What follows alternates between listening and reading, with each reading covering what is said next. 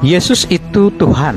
Mengapa dia mati? Teman-teman, Tuhan dan Allah orang Kristen tidak pernah mati karena Allah adalah roh adanya.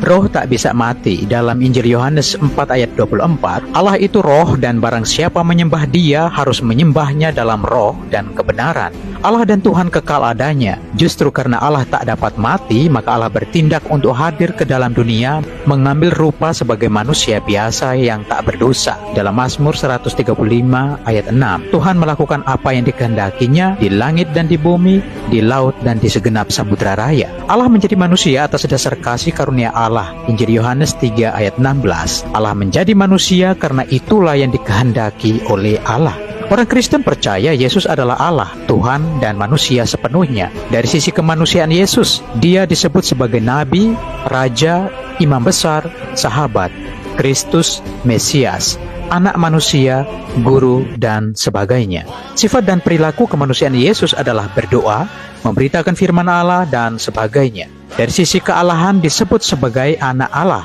Tindakan ilahi Yesus mengampuni dosa, menyelamatkan banyak orang, membangkitkan orang mati sesuai yang dikehendakinya. Dalam Mazmur 115 ayat 3, Allah kita di sorga yang melakukan apa yang dikehendakinya. Dalam Yohanes bab 5 ayat 21, sebab sama seperti Bapa membangkitkan orang-orang mati dan menghidupkannya, demikian juga Anak menghidupkan barang siapa yang dikehendakinya. Teman-teman, orang Kristen percaya Yesus memiliki dua kodrat, yaitu kodrat sebagai Allah atau yang ilahi dan kodrat sebagai manusia. Ketika Yesus mati di atas kayu salib, tentunya Yesus mati bukan sebagai Allah, tetapi kematian Yesus sebagai manusia. Firman Tuhan berkata dalam Efesus 2 ayat 15, sebab dengan matinya sebagai manusia, ia telah membatalkan hukum Taurat dengan segala perintah dan ketentuannya untuk menciptakan keduanya menjadi satu manusia baru di dalam dirinya, dan dengan itu mengadakan damai sejahtera. Dalam Filipi 2 ayat 8, dan di dalam keadaan sebagai manusia, Yesus telah merendahkan dirinya dan taat sampai mati, bahkan sampai mati di kayu salib.